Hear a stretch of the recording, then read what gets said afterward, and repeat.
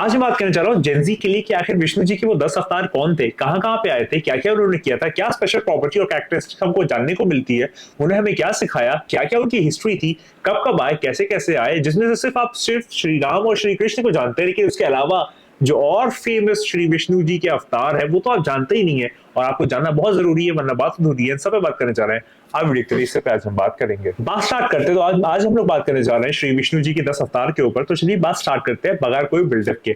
सबसे पहले अगर मैं अवतार के ऊपर बात करूं तो वो है मत्स्या। मत्स्या जो है वो मछली से यहाँ पर रिप्रेजेंटेशन आई है, यानी कि श्री विष्णु जो है वो मछली के अवतार में इस दुनिया में आए थे। वो कब आए थे उस पर थोड़ी सी मैं बात कर लेता हूँ।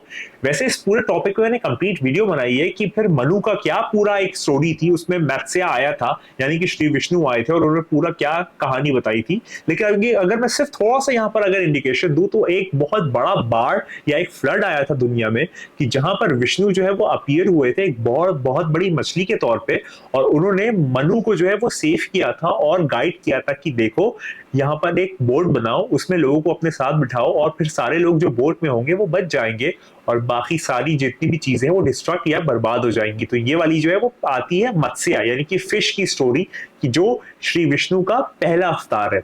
अगर मैं थोड़ी आगे भी बात करूं तो यहाँ पर और भी बहुत सारी बातें आती हैं जो कि सेक्रेड वेदास में आती है, और यहाँ पर सर्वाइवल की बात की ह्यूमैनिटी की, यानी कि ह्यूमैनिटी का जो सर्वाइवल हुआ है मत्स्या के थ्रू, वो यहाँ पर बात करता है। तो अगर मैं सिंबलिज्म पे बात करूं कि ये हमें क्या सिंबलाइज करता है या फिर क्या सिखाता है, तो यहाँ पर मैंने कुछ कीवर्ड्स नोट किए हैं। पहला, प्रोटेक्शन, प्रोटेक्ट करना, बचाव करना, सबको सेफ करके रखना। उसके बाद बिगनिंग, हमेशा जो है अगर कोई चीज खत्म हो रही है, कोई चीज समाप्त हो रही है, कोई चीज का अबॉर्शन या फिर कोई चीज का खात्मा हो रहा है, एग्जीक्यूशन हो रहा है, एलिमिनेशन हो रहा है, तो उसके बाद नई बिगनिंग होती है।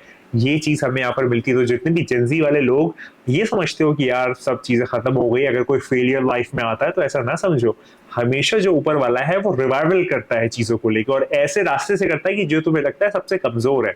तो ऐसा कभी भी फील ना करो। और नॉलेज का प्रिजर्वेशन, यानी कि नॉलेज को हमेशा प्रिजर्व करके रखो, ये वाली बात भी जो है वो हमें इस मत्स्या के पूरी स्टोरी से पता चलता है। तो ये श्री विष्णु का पहला अवतार हो गया। अगर मैं विष्णु के दूसरे अवतार पे बात करूं तो वो है कुर्मा, यानी कि टॉर्टोवाइस। अभी टॉर्टोवाइस जो है ये कुर्मा इसका यहाँ पर नाम है, यानी कि श्री विष्णु का जो दूसरा अवतार है वो कुर्मा है। अब ये कब हुआ था उस पर थोड़ी सी बात सुनिए। जब देवताओं और राक्षसों के बीच में जो है वो आप समझिए एक मथा गया, जिसको हम लोग कहते हैं चर्निंग। वो एक ओशन था मिल्क का, जिसको हम लोग कहते हैं समुद्र मंथन। समुद्र मंथन हुआ था, चर्न किया गया था, यानी कि जो दरिया है यानी कि समंदर है वो चर्न किया गया था।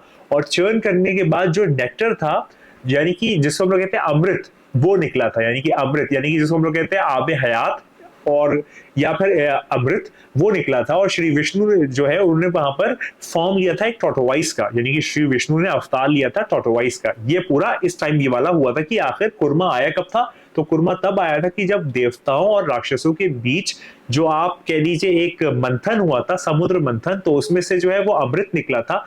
उस टाइम जो है वो श्री विष्णु ने जो है वो अवतार लिया था कुर्मा का, यानी कि टॉर्टोवाइस का। उसके बाद यहां पर आती है कि फिर कुर्मा ने जो है वो सपोर्ट किया था माउंट मंदारा को, उसके पीछे से, उसके बैक से जो है वो सपोर्ट किया था माउंट मंदारा को, और प्रिवेंट किया था बहने से। यानी कि एक पहाड़ था मंदारा, उसको बहने से बचाया था कुर्मा ने। ये वाली बात यहाँ पर आती है, अपने बैक पे रखे, यानी कि अपने बैक पे आप देखते हैं टॉर्टोवाइस जो है उसका बैक होता है एक बहुत स्ट्रॉन्ग, तो वो वाली स्टोरी जो है वो यहाँ से निकल के आती है। तो अगर मैं सिंबलिज्म पे बात करूँ कि आखिर इसका क्या सिंबलिज्म है या फिर हमें क्या बताता है, तो यहाँ पर पेशेंस, सपोर्ट और स्ट्रेंथन की फाउंडेशन क्या होती है डिफिकल्ट टाइम से, वो हमें सिखाता है कि मंदारा को जो है वो बचा लिया गया कुर्मा के बैक पे। तो आज तक वो जो रिप्रेजेंटेशन है वो हम और आप देखते हैं। तो ये वाली बात भी जो है वो आती है। अगर मैं अगले अवतार पे बात करूं, यानी कि जो तीसरा अवतार है वो है वराहा, यानी कि बोर। वराहा यानी कि बोर। अब जो एक डीमन था, एक राक्षस था जिसका नाम था हीरा यक्षा। हीरा यक्षा जो है वो एक डीमन या राक्षस था। उसने जो है, जो पृथ्वी है, पृथ्वी एक देवी है। अगर मैं हिंदुइज्म की मैथोलॉजी के अकॉर्डिंग बात करूं तो पृथ्वी जो है वो एक देवी है। तो उसको जब घसीटा, जिसको हम लोग भूदेवी कहते हैं, उसका नाम भूदेवी था, उसको घसीट के कॉस्मिक ओशन में फेंक दिया। यानी कि जो आप कह लीजिए एक बहुत बड़ा मंडल है, वहां पर जो है वो फेंक दिया। तो तब जो है वो विष्णु ने अवतार लिया था एक माइटी बोर का, और उसके बाद अपने टस्क पे, बोर के टस्क होते हैं आप देख सकते हैं, तो बोर के जो टस्क होते हैं उस पे पूरी दुनिया को उठा लिया था और फिर सेफली जो है वो रिस्टोर करके उस डीमन को खत्म किया था, उस डीमन को जो है वो अबॉर्ट किया था, एलिमिनेट किया था, और उसके बाद जो है वो सेफली भूदेवी को जो है वो रख दिया था। यानी कि अर्थ के एग्जिस्टेंस के ऊपर यहाँ पर बात आ रही है, तो अर्थ को जो है वो फिर सेफली रख दिया गया। तो अगर मैं यहाँ पे बात करूँ कि किस किस सिंबलिज्म पे बात हो रही है, तो यहाँ पर करेज की बात हुई है, पावर की बात हुई है, और विक्ट्री की बात हुई है, राइचियसनेस की बात हुई है कि हमेशा सच्चाई जीतती है। कि जब हिरायक्षा जो कि एक राक्षस था, भूदेवी यानी कि पृथ्वी को नुकसान पहुंचाना चाह रहा था, तब विष्णु ने अवतरित होकर जो है वो पूरी पृथ्वी को बचा लिया और फिर हिरायक्षा को जो है वो खत्म कर दिया। तो ये जो है वो थर्ड अवतार हो गया। फोर्थ अवतार में बात करता हूँ, वो है नरसिम्हा। आपने बहुत नाम सुना होगा, और सदर्न इंडिया में, साउथ इंडिया में जो है वो नरसिम्हा काफी ज्यादा पॉपुलर और काफी ज्यादा कह लीजिए इन्फ्लुएंस बहुत ज्यादा है। जैसे कि महाराष्ट्र में गणेश चतुर्थी का है, और इस तरीके से अलग अलग रीजन में अलग अलग है, लेकिन साउथ इंडिया में नरसिम्हा का काफी ज्यादा इन्फ्लुएंस है। इसको हम लोग कहते हैं मैन लाइन। आधी बॉडी लायन की थी और आधी बॉडी इंसान की थी, इसको हम कहते हैं नरसिम्हा। ये श्री विष्णु का एक अवतार था। अब ये क्या हुआ था उस पर सुनिए। यहाँ पर एक डीमन किंग था, एक राक्षस का राजा था, जिसका नाम था हिरण्यकशिपु, हिरण्यकशिपु उसका नाम था। और वो जो है वो बस आप कह लीजिए अमर होने ही वाला था, अमर बनने ही वाला था, यानी कि उसको कोई मार नहीं सकता था। तब उस वक्त जो है, जब उसको ये एक आप कह लीजिए एक आशीर्वाद मिला था इस तरीके से, तो उस वक्त जो है वो उसे कोई भी इंसान जो है वो मार नहीं सकता था, या फिर कोई राक्षस उसको मार नहीं सकता था, अंदर से बाहर से, दिन में रात में, कभी भी नहीं मार सकता था। ये वाली बात जो है वो हिरण्यकशिपु के ऊपर हो रही थी। अब प्रोटेक्ट करने के लिए एक डिवोटी को, जिसका नाम था प्रहलाद, प्रहलाद जो है वो एक मानने वाला था, एक बहुत अच्छा आदमी था, एक बहुत अच्छा व्यक्ति था, ईश्वर में विश्वास रखने वाला। तब विष्णु जी ने जो है वो अवतार लिया था नरसिम्हा का, जो आधा लायन था, आधा शेर था और आधा इंसान था। और उसके बाद उस टाइम पे जो है वो उस राक्षस को, जिसका नाम था हिरण्यकशिपु, उसको धूल चटा दी थी और उसका थ्रेशोल्ड जो है वो खत्म कर दिया था। ये वाली यहाँ पर बात आती है। तो यानी कि अब मैं बात करूं यहाँ पर सिंबलिज्म के ऊपर, तो पहली है डिवाइन जस्टिस, यानी कि आप कुछ भी हो लेकिन डिवाइन जस्टिस जब आती है ना, तो फिर आपकी कुछ नहीं चलती है, पहली चीज। दूसरी चीज, फेट का प्रोटेक्शन, यानी कि हमेशा ईश्वर अपने चाहने वालों को बचाता है और मदद कर ही देता है। हो सकता है कि आगे पीछे, देर अधेर, यानी कि थोड़ा सा टाइम ड्यूरेशन में फर्क आपको लगे, लेकिन वो भी उसमें कोई ना कोई जो है वो ईश्वर की बात होती है। तो ये वाली बात भी जो है वो यहाँ पर आती है, और हमेशा सच्चाई जीतती है, ये वाली बात भी जो है वो यहाँ पर नरसिम्हा की स्टोरी से हमें पता चलती है। अगर मैं आगे बात करूं, तो जो अगला है वो है वामन। वामन जो है वो है ड्वार्फ ब्राह्मण, यानी कि छोटी हाइट का ब्राह्मण, उसका नाम था वामन। ये भी जो है वो अवतार है श्री विष्णु का। अब यहाँ पर क्या होता है वो सुनिए।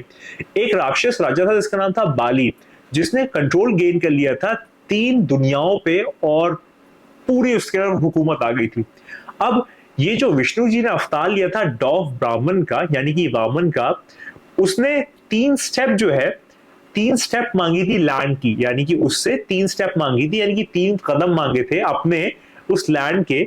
तो फिर वो बड़ा हुआ और एक बहुत जाइंट में, एक बहुत बहुत बड़ी साइज में वो कन्वर्ट हो गया, और जिससे हेवन, आसमान, जमीन, पाताल, सब कुछ जो है वो उसकी 2 स्टेप में कवर हो गए थे, और फिर बाली के लिए कोई स्पेस नहीं बची थी। तो ये वाली स्टोरी जो है वो वामन की यहाँ पर आती है, वामन ब्राह्मण की, जो विष्णु जी का एक अवतार था। अब इसमें सिंबलिज्म के ऊपर बात करूं, तो ह्यूमिलिटी के ऊपर मैं बात करता हूं, हम्बलनेस के ऊपर बात करता हूं, विजडम के ऊपर बात करता हूं, प्राइड से, यानी कि प्राइड से ज्यादा जो है वो विजडम काम आता है, और सब्टल पावर डिवाइन की, मतलब कि अगर वो डिवाइन आपको देखने में बहुत ज्यादा ह्यूमंगस और ह्यूज नहीं लग रहे हैं, तो भी उसकी जो डिवाइन पावर है वो कुछ और ही है। तो ये वामन की स्टोरी हो गई, कि जो विष्णु का 5वां अवतार था। जो 6th अवतार है, जिसपे लोग जो है वो ज्यादा नहीं जानते हैं, यानी कि श्री राम और श्री कृष्ण की कंपैरिजन में ज्यादा नहीं जानते हैं, वो है परशुराम। परशुराम वो वॉरियर था कि जिसके पास एक कुल्हाड़ी थी, एक एक्स थी। तो ये परशुराम जो है वो एक अवतार था श्री विष्णु का। इसमें क्या होता है, वो एक ब्राह्मण फैमिली में जो है वो जन्म लेते हैं। परशुराम जो है वो एक प्रीस्ट भी थे, एक वॉरियर भी थे, यानी कि एक संत महात्मा भी थे, और एक जंगजू भी थे, यानी कि लड़ाई करने वाले भी थे। उनको जो है वो ये जो कुल्हाड़ी थी वो मिली थी शिव जी से उनको ये कुल्हाड़ी मिली थी, और फिर उन्होंने इस कुल्हाड़ी के थ्रू जो है वो बुराई को और आर्गेंट किंग को, कि जो अपनी पावर का गलत यूज करते थे, डिस्ट्रॉय किया था। ये जो है माना जाता है कि एक चिरंजीवी है, यानी कि इमॉर्टल है, यानी कि अमर है। परशुराम जो है वो अमर है, ये माना जाता है। और ये कहा जाता है कि वो फ्यूचर में फिर से आएंगे, यानी कि आने वाले टाइम में वो फिर से अपीयर होंगे, यानी कि एंड टाइम्स में वो फिर से आएंगे। यहाँ पर ये परशुराम के ऊपर बात आती है। तो अगर मैं यहाँ पर बात करूँ सिंबलिज्म के ऊपर, तो यहाँ पर डिसिप्लिन, जस्टिस, बैलेंस, स्पिरिचुअल और वॉरियर लाइफ के बीच में जो बैलेंस है वो हमें परशुराम जो है वो सिखाते हैं। इतनी बात यहाँ पर क्लियर हो गई। अगर मैं नेक्स्ट बात पे करूं तो वो है जो सबसे फेमस अवतारों में से एक है, वो है श्री राम। मर्यादा पुरुषोत्तम श्री राम, अयोध्या किंग राम, उनके ऊपर हम बात करते हैं। इसमें ज्यादा मुझे बताने की जरूरत नहीं है, जेनजी से लेके जितने भी लोग हैं सब जानते होंगे। अगर आप और लोग के बारे में ना भी जानते हो तो इनके बारे में और श्री कृष्ण के बारे में तो जानते ही होंगे। तो थोड़ी सी मैं बात कर देता हूँ कि ये जो है वो एक सेंट्रल फिगर है रामायण के। रामायण जो जितनी भी पूरी एक एपिक एक कहानी है, उसकी जो सेंट्रल फिगर है वो श्री राम है, जिसमें एक हस्बैंड है, वो एक बेटे हैं और एक सही राजा है कि एक अच्छा सच्चा राजा होता कैसा है वो उन्होंने करके दिखाया है। उन्होंने सच्चाई की बात की है, उन्होंने लॉयल्टी की बात की है, उन्होंने लीडरशिप की बात की है। ये सारी बातें उन्होंने की है और बुराई को खत्म कैसे किया जाता है, अपने हक के लिए लड़ा कैसे जाता है, ये सारा कुछ उन्होंने करके दिखाया है रावण के खिलाफ। तो ये वाली बात भी जो है वो क्लियर यहाँ पर आती है। अगर मैं बात करूं नेक्स्ट अवतार की, ये भी एक बहुत फेमस अवतार है, ये महाभारत का अवतार है, वो है श्री कृष्ण, यानी कि डिवाइन स्टेट्समैन। हालांकि उनको जो है वो उस तरीके से उनकी स्टोरी लाइन अलग है श्री राम के कंपैरिजन में, लेकिन फिर भी काफी ज्यादा पावरफुल और इन्फ्लुएंशियल है। वो जो है वो आप कह लीजिए प्यार, मोहब्बत, लव, डिवोशन, विजडम, कंफ्यूजन के टाइम में क्या करना चाहिए, ये सारी चीजें जो है वो हमें श्री कृष्ण सिखाते हैं। जैसे कि उन्होंने कंस के ऊपर पांडवास की हेल्प, भगवत गीता अर्जुन को बताना, ये सारा कुछ जो है विजडम की बात जो है वो श्री कृष्ण करते हैं। तो विजडम के लिए जो सबसे विजडम वाला अवतार है, हालांकि वैसे सारे ही है लेकिन जो सबसे अपैरेंट है, ऑब्वियस है, वो यहाँ पर कृष्ण निकल के आते हैं। जो अगला अवतार है वो है बुद्धा या बुद्ध, इस जिसको हम लोग कहते हैं एनलाइटेंड वन, ये एनलाइटेंड हुए थे। तो यहाँ पर कुछ ट्रेडिशंस में मिलता है कि विष्णु ने जो है वो सिद्धार्थ गौतम यानी कि बुद्धा का अवतार लिया था और उन्होंने compassion, non violence, detachment, material desire से सिखाया था और लोगों को एनलाइटमेंट सिखाया था। ये वाली बात जो है वो बुद्धा के लिए आती है और ये बुद्धा जो है वो कहा जाता है विष्णु के अवतार थे। नेक्स्ट अवतार, और ये अवतार जो है वो अब हमारे जमाने का अवतार है, जेंसी। जितने भी जेंसी सुन रहे हैं और जितने भी बड़े बुजुर्ग सुन रहे हैं और जितने भी लोग सुन रहे हैं, ये अवतार जो है वो सबसे इंपॉर्टेंट है। क्यों इंपॉर्टेंट है? क्योंकि ये हमारे जमाने का अवतार है, ये हमारे टाइम का अवतार है, हमें इसके लिए वेट करना है। वो अवतार है कल की अवतार। कल की अवतार जो है वो लास्ट अवतार है, इसके बाद कोई अवतार नहीं है। कल की अवतार जो है वो कलयुग में आएगा। कलयुग अभी चल रहा है, कलयुग कोई पता नहीं, आप समझते हो 10,000 1 लाख साल, नहीं, ये कलयुग ही चल रहा है, ये बात मान लो, ये 100% है। उसके बाद जो है वो कल की जो है वो एक वॉरियर होगा जो एक सफेद घोड़ों पे आएगा, एक चमकती हुई तलवार लेके, और वो बुराई को खत्म कर देगा और अच्छाई को वापस ले आएगा।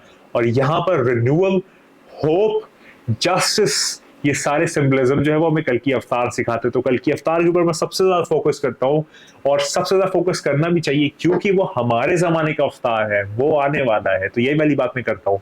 और सिर्फ हिंदुइज्म में नहीं, कल की अवतार का कॉन्सेप्ट हर रिलीजन में है।